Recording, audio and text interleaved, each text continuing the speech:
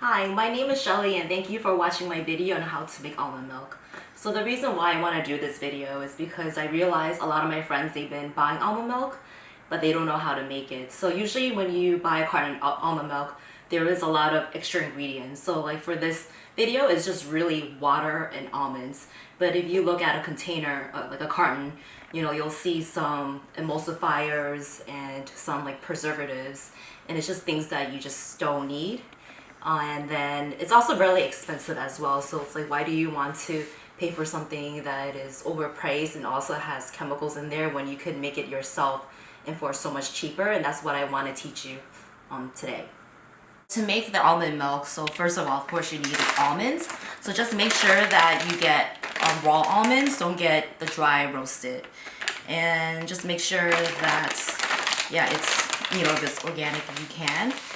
And then the next one is just water. So just make sure to use filtered water, boiled, Brita, spring, whatever your preference is. And then the cheesecloth to use as a strainer. And also a measuring cup. So you just really need the 1 cup. And that's all you need to measure. And then a container to store the almond and the water. And then another bowl to when you strain the almond milk in there.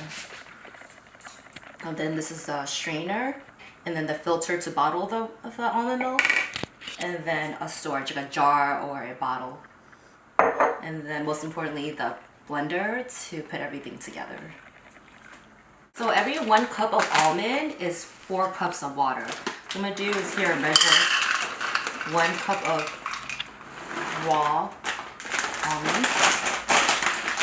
Remember to just not get the dry roasted kind. So I'm just gonna put it in a container, and then I'm just going to just measure, just put in some water. And this is just to soak, so you don't have to measure it. So just make sure this is covered. And what you're gonna do is you're gonna close it up, and then you're gonna put it in the fridge, and then leave it soaking for 24 hours. Alright, so this batch has been soaking for 24 hours. So the water is a little bit cloudy, so don't worry, we're not gonna use this. We're gonna rinse this off later. And you could do it for 24 hours or even 2 days or 3, but I wouldn't go more than that because since you're not adding any type of preservatives, it will go rancid very fast. So usually when you make this, you want to drink it right away. And usually it is very good that it won't last for that long anyway, that you'll end up drinking it within a day or 2. So if you end up storing this for a couple of days, just to make sure to change the water regularly and to remember to use filtered water. And you could see the difference between an almond that's been sprouted for 24 hours and one that's just raw and not been put into water. So you can see the other one is more plumped. And it's also a reminder that an almond is I know we know it's a nut, but then it's a seed as well. So it's kind of cool to remember that. But you can see the difference. So that's why it's important to let it soak for 24 hours so that way it could sprout, and the longer you put it in the water for, the creamier the almond milk will become. Alright, so right now I have the almond with the water, so we're just going to strain it out.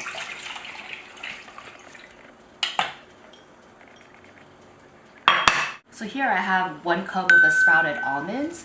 So for every 1 cup is 4 cups of water, so I'm just going to start putting this in the blender. So just put everything in. And then I'm going to measure out 4 cups of filtered water. There's 1. There's 2. And 3. And then 4. I'm just going to put the cap on, and then we could start blending it. Just make sure it's really tight, and I'm going to start pulsing it.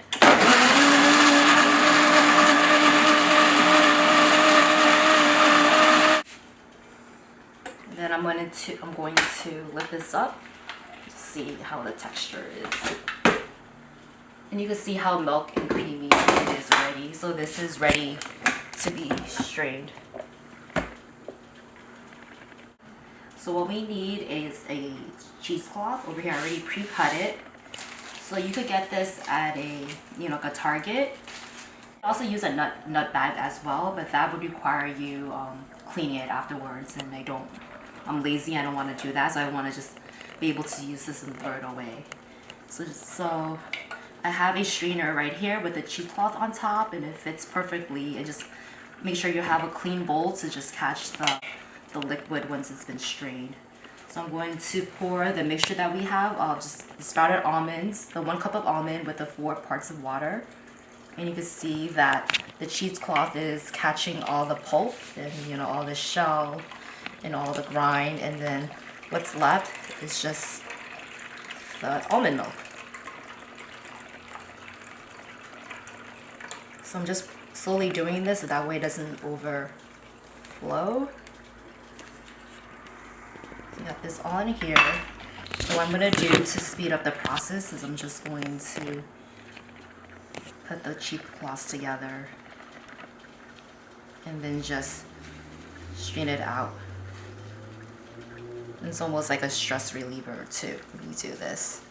So just trying to get everything because you don't want to waste anything at all. And with this, you can see that there's the almond pulp here, and we could use it. So I usually like to save this. I'll make crackers with that, so that could be another video for next time. So I'm gonna just put this aside with the strainer, and pretty much we're ready to bottle. All right, so now we have the fresh batch of almond milk, and we just need to filter it into a bottle. So I have a little tall jar here, so I'm just gonna filter it in here. Careful. And then the rest I'm going to use to drink.